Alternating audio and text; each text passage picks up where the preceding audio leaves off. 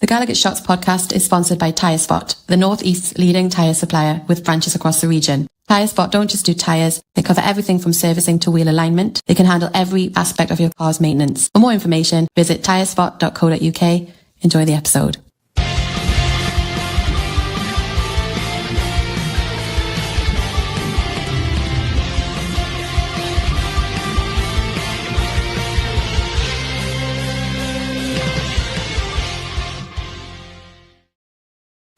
Rita, everybody, welcome back to GallowgateShots for your match preview. I am your host, Joe, and join with me is Mr. Baku himself, Nickel.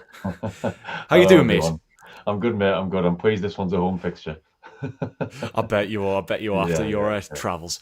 Now, this one is for the second leg of the Qarabag game. Obviously, we have went into this with a massive 5-goal advantage against the visitors after being 6-1 up in a tremendous performance away over in Azerbaijan. Nickel, you were there, obviously, as we know, and I want to get your perspective on how you felt leaving the ground in terms of Newcastle's performance versus Qarabag's performance. It's been a debate of, were we that good? Or were they just terrible, or was it a bit of both? Because they have had some decent results. And the reason I'm sort of bringing this up is because it would take a massive breakdown for us not to get through.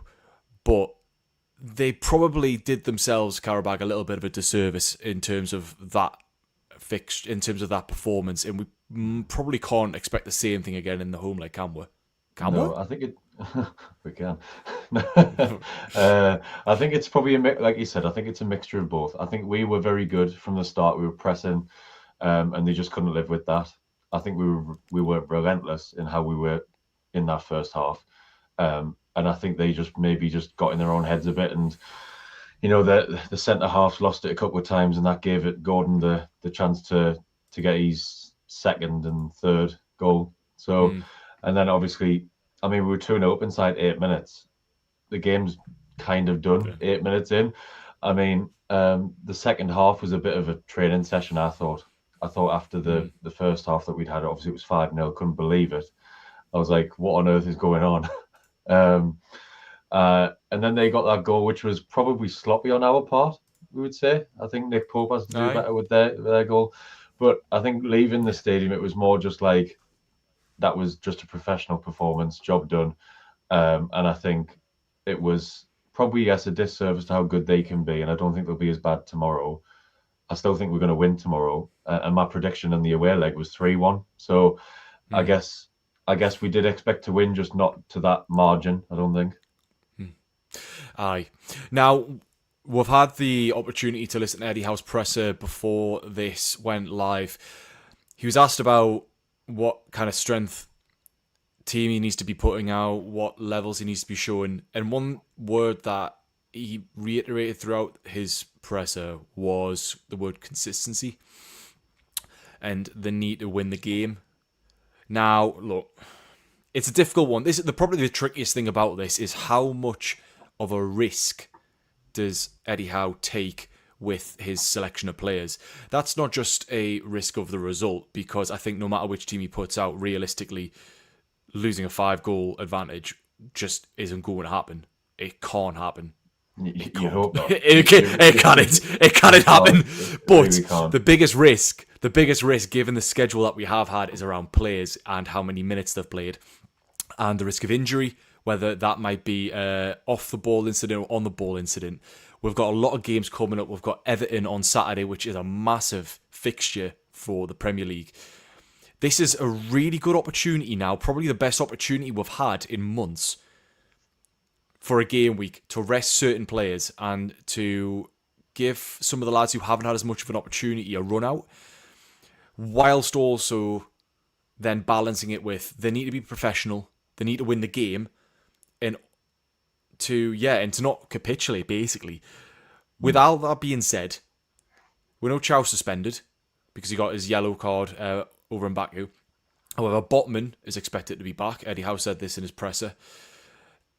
It's a good chance for a Chow to get a much needed rest given the 45,000 games he's already played this season. he deserves it, doesn't he? He deserves the rest. Aye. Yeah, just what you say, echoing what you're saying. Yeah, I think we're going to see a mixture of changes, but I think you'll keep some sort of baseline players in there. I think we might see Aaron Ramsdale in goal instead of Nick Pope. Ideally, and I really hope he does this, I think we should be resting Lewis Hall. So I think that might be Alex Murphy's opportunity, maybe. Centre half, Spotman and Byrne, I think it's going to have to be. I mean, yeah. And then ideally you'd want to rest Trippier again, but I don't know who you could play there unless you play Jacob Murphy at right back. Nickel, mate, I think you probably could get a game at right back for this fixture. Like, I don't know. I'm just saying that's what I think. And then I think obviously we've learned today that Sandro is a bit of a doubt for the game, so he might be rested. I think this is a good game for Joe Linton to come in and get some minutes. 100%. Yeah, and then I think we might see Willock and Ramsey. I think again, because I don't know who else we have to play there. Unless you play Big V in the 10 again and keep going with that. Well, so I'll move on to another bit of Eddie Howe's presser where he was asked quite a lot about Voltemada's positioning around how deep he's playing.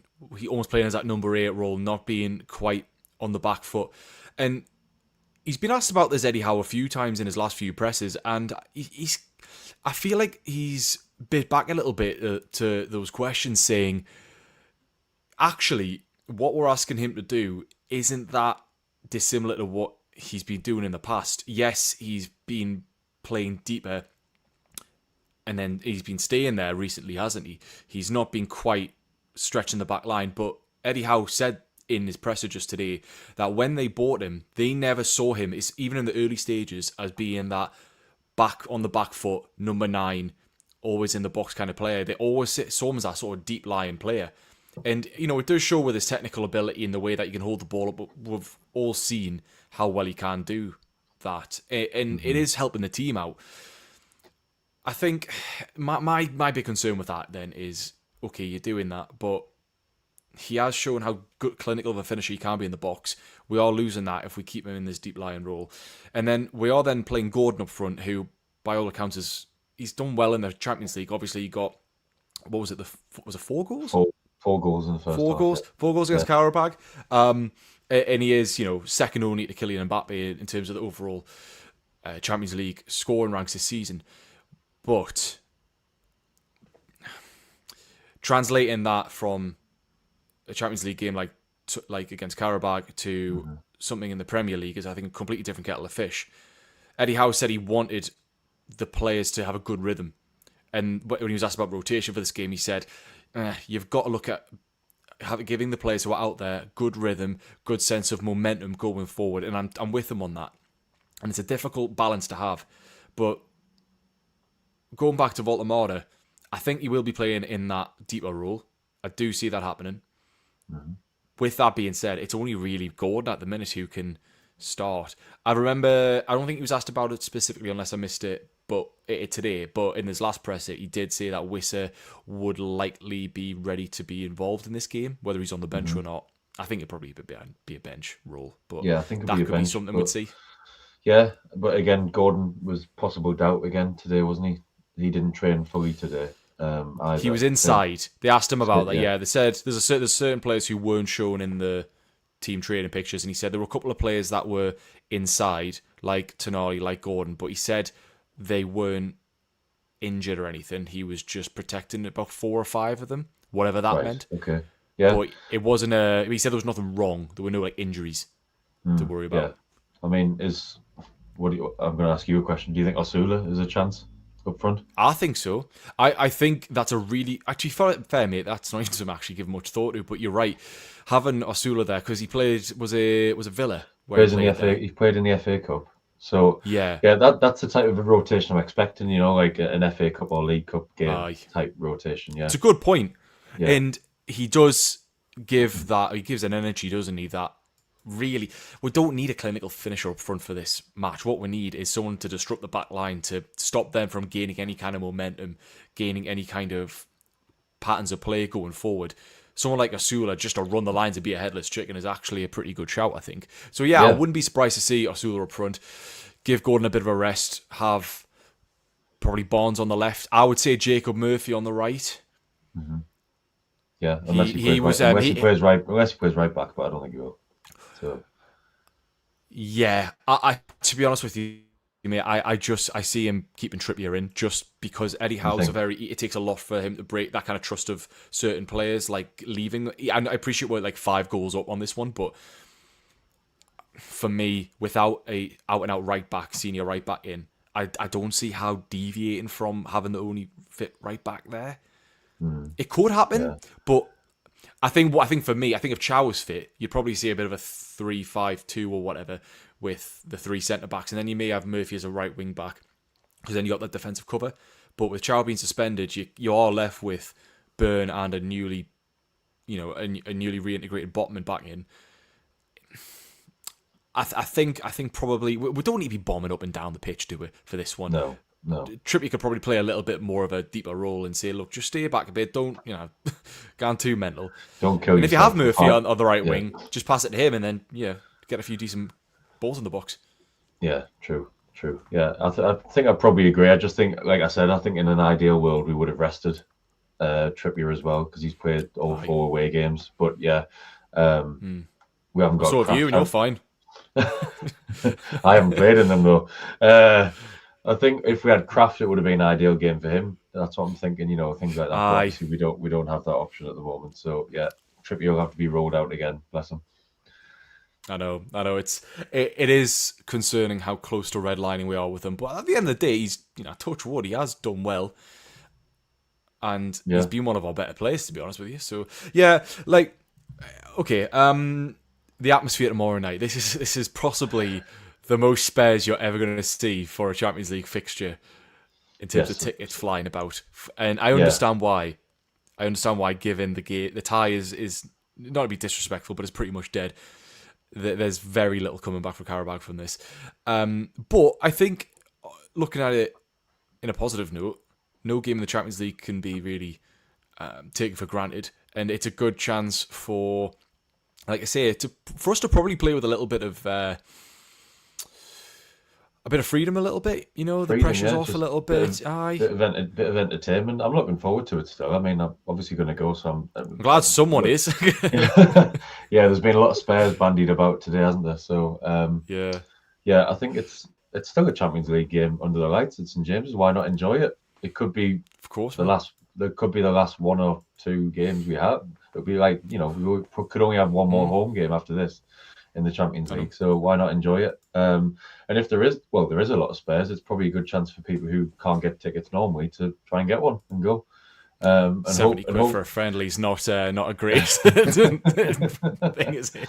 But still, hopefully a few people get to go who don't normally. And 100%. Atmosphere-wise, hopefully it'll be a bit of a not like a party atmosphere, but hopefully we get a few goals and a few olays at the end, that kind of thing. So we'll just have a bit of fun with it. Yeah. Champions League under the lights, you can't beat it, can you? Yeah, definitely not.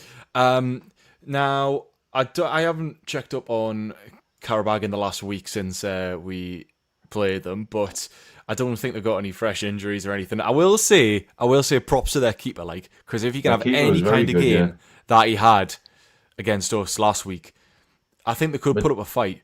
Let me try and say this: Mateusz Kochalski, Poland, 25. That'll do. Hey, we need a keeper. He could be a scouting option. Here. Possibly. Maybe we just swap the keepers at half time and just see what happens. See what he's like. Give him a bit of a run out. Yeah, definitely. Yeah. Okay, well, I think it's probably a good time for us to look at who the man in the middle is. So we're going to take it over to Dasmo, who's going to tell us all of this on Ref Watch. Take it away. Hi everyone, welcome back to Ref Watch for the second leg of the game against Qarabag in the Champions League on Tuesday night. Referee David Massa will lead an all-Italian team, or almost all-Italian team of officials for the game. It'll be his 5th Champions League game of the season and his 2nd involving an English club, having refereed Arsenal's 4-0 win against Atletico Madrid back on match day 3. All of the games he's refereed this season have ended with home wins and at least 3 goals scored in each game. VAR will be operated by fellow Italian Daniele Schiffi for his 6th VAR appointment of the season in the Champions League. He also partnered with referee Massa for that 4-0 win for Arsenal against Atletico on match day 3. Assistant VAR for the game will be a familiar name to us. It's Germany's Christian Dingert, who was the VAR for our trip to Paris back on match day 8. Cheers, Dasmo. Right. So it's Italian contingency then for the. It is an Italian contingency. It is indeed with a bit of German in there. Yes, very good. And it's good to see that Dasmo's also been helping the club shop out there as well, as have you, with the new range. Obviously, it's lovely. What can I say? What can I say? I actually haven't ordered it yet. It's a big surprise but yeah, I haven't ordered it yet. I mean, you've been a busy lad, haven't you? Yeah, on your travels. Been a bit busy over the last week, so I haven't had time to order that yet. I'll tell you what, this new range will be nice for when we're playing at the new camp. It's all right colours. It will be lovely. Yes, very nice. Yeah. Anyone watching live, please get your predictions into the comments now, and we'll run through them as we do. But it's time for us to have a chat about what we think the score is going to be. Obviously, we are 6-1 up on aggregate, and I think anything will do at this stage. So, but we do need to give a professional performance. I think that given our injury situation that we've just spoken about, to an extent, we do have to play a pretty decent team outside of playing the kids. So I think we are going to probably run out comfortable winners. I would say 3-0 for me. 3-0. Yeah. Yeah. I was going to go 4-1. Give them another goal. Yeah. I was just looking at seeing if there's any records we could beat. Like the biggest Champions League win over 2 legs. Aye. So there's been Bayern beat Sporting over 2 legs, 12-1. 12-1. Leon beat Werder Bremen 10-2, Barcelona Leverkusen 10-2, Munich Arsenal 10-2, and Bayern Munich Barcelona 7-0 over 2 legs. So 12-1 is the target. That's possible. It's possible. Are you seeing another 6-0? We could have another 6, or we could even beat it. Go 13-1 on aggregate. Ooh, I mean, it's possible. Like that. I like that. Osula yeah, so we've got a 4-0. We have in the chat. We have a 4-1 Osula brace. I think I would not mind that at all. It's the kind of game where I can actually see him, just like I said earlier, terrorize the defense. Probably catch one of that. I mean, Gordon did it, didn't he? In the first leg. Yeah, like we saw in the first leg. He caught the centre backs. Put a bit of pressure on them, and you're in. Yeah. Paul said here, use the opportunity to get Alex Murphy a game at centre back. See, I think it's a good opportunity for some of the younger lads to come in, maybe at around 65, 70 minutes. For me, I don't see how deviating from a strong enough side for at least the first hour.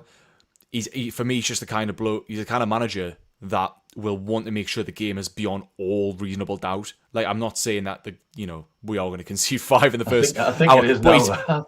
I know what you mean. It is, but you know what I'm saying. You know what I'm saying. He also wants to give it the professional respect it deserves. And in his presser, he did say the need for rhythm, the need for consistency within the team. So I do think that there's going to be a core set of lads who we will see play the majority of the game. But hopefully, some of the younger lads who came on last week will probably get a few more minutes, maybe a good 25, 30. I think it's difficult. Blue Rhythm Boy says 2-1 as well. 2-1 will conserve energy. Yeah, I mean, I said 3-0, but I think it's one of those where we're not going to blow them out of the water straight away as we did in the first leg. It'll probably be a bit more of a gradual thing where they'll have a few goals and might run out of steam. We'll probably put on a couple of subs and just see the game out as we do. But I was going to say, I think it's a bit difficult for him to include too many youth players because I don't think all of them are eligible to play in the Champions League. Because obviously is it one of those where? Because I saw someone had said that Park Sung-soo had trained with them today, and people were saying, "Oh, he's going to get a chance," but then all the comments were like, "He's ineligible to play in the Champions League." So there's going to be some situations like that, I think. Yeah, but I'm sure. I thought you could play some like younger under 21s. You can. I thought you didn't need to register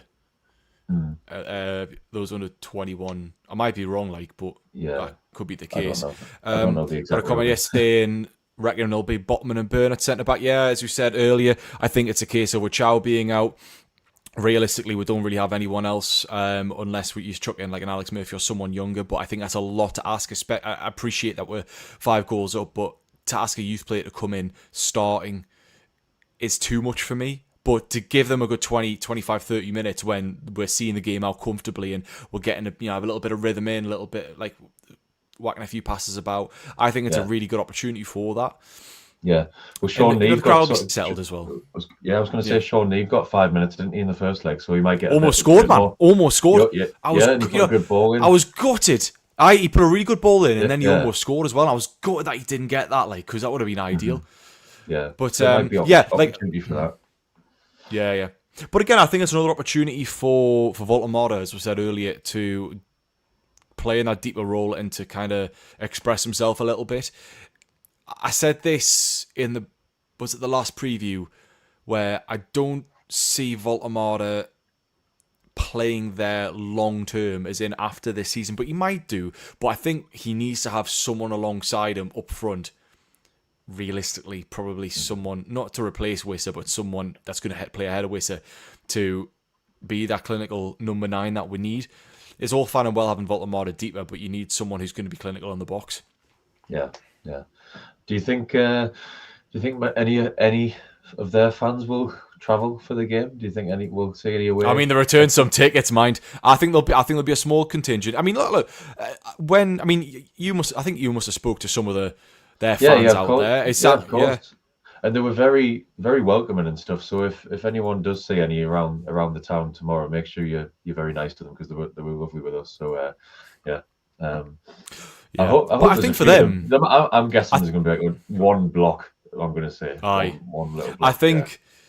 I think for them, they'll be happy to probably come to a new city to experience. Obviously, I imagine they'll know about St James's Park. We do have a good reputation in European history, and obviously with our fans and everything, there'll be a good strong contingent who will just want to come over for the experience. And hopefully they make a bit of noise, and it'll be heard by more than just people in next to them, because we know how sound travels in St James's Park. I know. Yeah. And this is our 150th game in Europe, I think I read today. Is it? News to me. I'm sure it is. I think it's our 150th game in Europe. Yeah. So a bit of a landmark as well there. And hopefully we see it off with a convincing win. And we make history with 13-1. That's what I want. 13-1. I can't wait for Qarabag fans to clip this when we lose 7-0. Oh, that would be bad. Shall we end it there then? For those of you watching, we've got All Smiling Faces coming up at 7:30 live, so make sure you tune into that tonight. But for now, I think we'll end it there. So, Nickel, cheers for joining me as ever. I've been your host, Joe, and this has been your GallowgateShots match preview. We'll see you for the Everton game. Take care.